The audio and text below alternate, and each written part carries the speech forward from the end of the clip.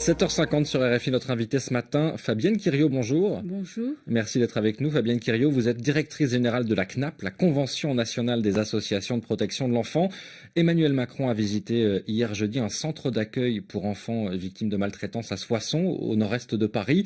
Le président français entend restructurer profondément la protection de l'enfance au début de l'année prochaine. Il y a urgence, Fabienne Quiriot.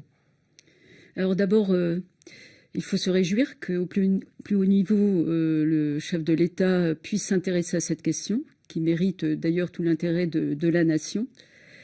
Pour ce qui est de restructurer toute la protection de l'enfance, il s'agit, me semble-t-il, de repenser l'adéquation des réponses aux besoins, beaucoup plus que de repenser le corpus juridique. Si vous voulez, moi je considère qu'aujourd'hui, nous avons eu 2 lois successives relatives à la protection de l'enfance qui ont permis l'une et l'autre de compléter notre dispositif sur tous les plans. Et aujourd'hui, cette protection de l'enfance est sans doute dans une situation, on va dire, en tension, et qui mérite peut-être qu'on repense les modalités de mise en œuvre, que l'on repense la manière de faire. Pour situer le problème, peut-être en France, un enfant est tué tous les 5 jours par l'un de ses parents. 73 000 enfants ont fait l'objet de mauvais traitements en 2016, 7 000 viols. Est-ce que le phénomène s'aggrave? Et si oui, pourquoi? Alors, pour ce qui concerne les données, on a quelques difficultés à avoir une idée précise des données, quelles qu'elles soient. Moi, ce que je peux dire, peut-être de la question de la maltraitance, en tout cas, et peut-être de tout ce qui peut survenir dans la vie d'un enfant, du point de vue des violences qui sont commises à son encontre. On est certainement en sous-estimation. Ça, c'est une réalité. On n'a pas de données précises, exhaustives aujourd'hui. Même l'Observatoire national de la protection de l'enfance, d'ailleurs, donne des estimations. Chiffres, oui. Voilà, donne des estimations.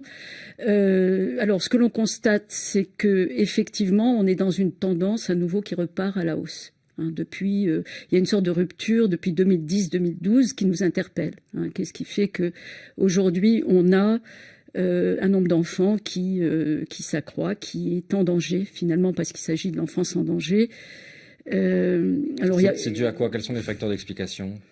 Je dirais qu'il y a d'une part, grossièrement, mais il y a d'une part le contexte socio-économique qui est une réalité et qui fait que peut-être les conditions de vie se sont détériorées. Les familles sont peut-être plus elles-mêmes sous pression. Quelquefois démunies face à des réalités éducatives ou qui concernent les enfants qui les mettent en difficulté. Peut-être ce sont des climats de violence qui sont plus favorisés du fait de ces facteurs de vie, mais aussi parce que oui, les niveaux de vie se sont réduits. On voit bien que par exemple dans des départements qui sont dits sinistrés aujourd'hui comme la Seine-Saint-Denis ou le Nord, on a effectivement des niveaux de vie qui sont bien en deçà de la moyenne nationale. Le 5 novembre dernier, les juges des enfants du tribunal de Bobigny, chargés à la fois de juger les mineurs délinquants, mais aussi de prendre des mesures de protection de l'enfant, ont publié une tribune dans le journal Le Monde. Ils s'inquiètent des délais de plus en plus longs entre la prise d'une décision de protection et son application. Il peut se passer jusqu'à 18 mois. Oui. Alors ça, c'est une réalité qui est intolérable, évidemment, qui s'est accentuée ces derniers temps. On est là aussi dans une tendance qui nous inquiète. Alors je dois dire que ces listes d'attente, on les voit un peu partout se prolonger. C'est intolérable parce que ça part de l'idée que ces enfants étaient reconnus comme étant en danger, que les juges ont prononcé une décision de protection. Ça veut dire soit il faut intervenir à domicile de façon à veiller à ce que l'enfant puisse retrouver dans le cadre familial, voilà, un accompagnement. Soit on les déplace, ça veut dire que on les sépare parce que le danger est tel que pour les protéger, il faut les séparer.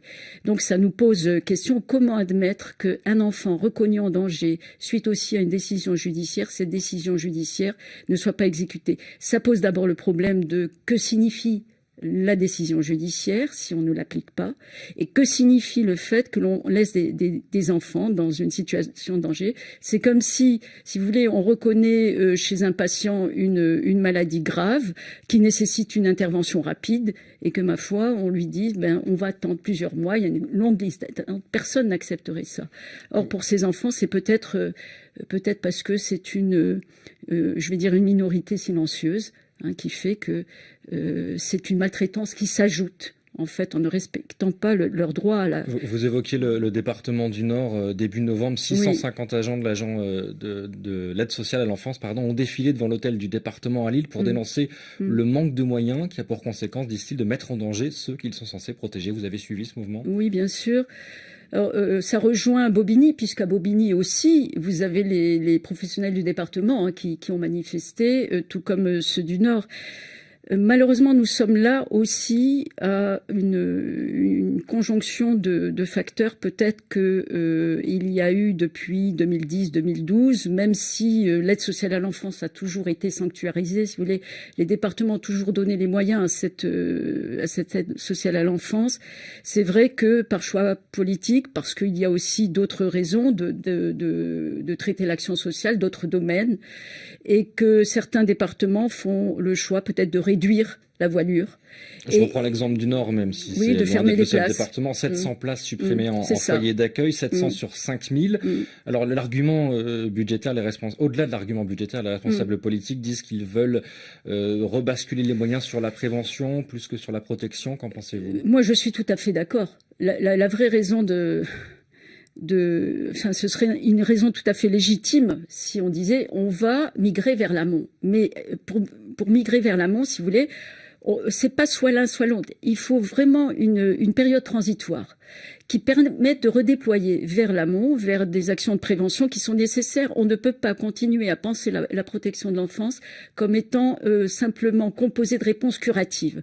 Il va falloir absolument que l'on migre vers cet amont. Pourquoi? D'abord parce que les enfants ne peuvent pas se résoudre non plus à cette fatalité. Ça veut dire quoi concrètement, prévenir, travailler dans l'amont? Quand il y a un enfant dont une institutrice par exemple ou un médecin signalerait un mauvais traitement, des bleus sur les bras, qu'est-ce que serait qu'une réponse en amont plutôt qu'une Avant d'arriver justement à ces situations, il faut qu'on apprenne à repérer, à être de meilleurs observateurs sur le terrain, que ce soit les professionnels du travail social, que ce soit les médecins, même libéraux, que ce soit les enseignants, la communauté éducative.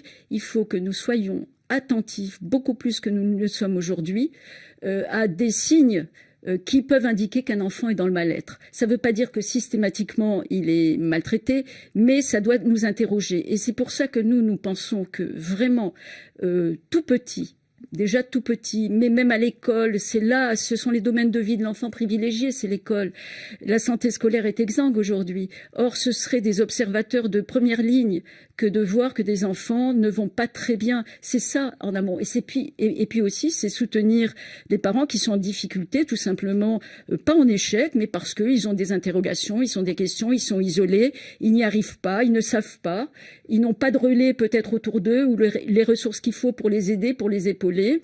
Et donc, ils ont besoin peut-être de parler, d'être écoutés tout simplement, de trouver des lieux où ils puissent être entendus. Mais le problème, c'est qu'on a remarqué aussi que ces dernières années, suite à des restrictions budgétaires, on a fermé beaucoup aussi de lieux d'écoute où les parents, notamment dans ces réseaux qu'on appelait les REAP, où il y avait du soutien à la parentalité, on a pu constater qu'il y avait effectivement des remises en question de ces structures pour les jeunes, pour les familles, etc. En un mot, les annonces qu'on attend du gouvernement au début 2019, si elles ne sont pas accompagnées de moyens, elles auront le moindre sens? Bien sûr, parce que la question des moyens dans l'immédiat, on peut penser le redéploiement, les mutations, les mutualisations, mais c'est une question de moyens aujourd'hui. Dans l'immédiat, ça brûle. Merci beaucoup Fabienne Quériot d'avoir été avec nous. Je rappelle que vous êtes directrice générale de la Convention nationale des associations de protection de l'enfant.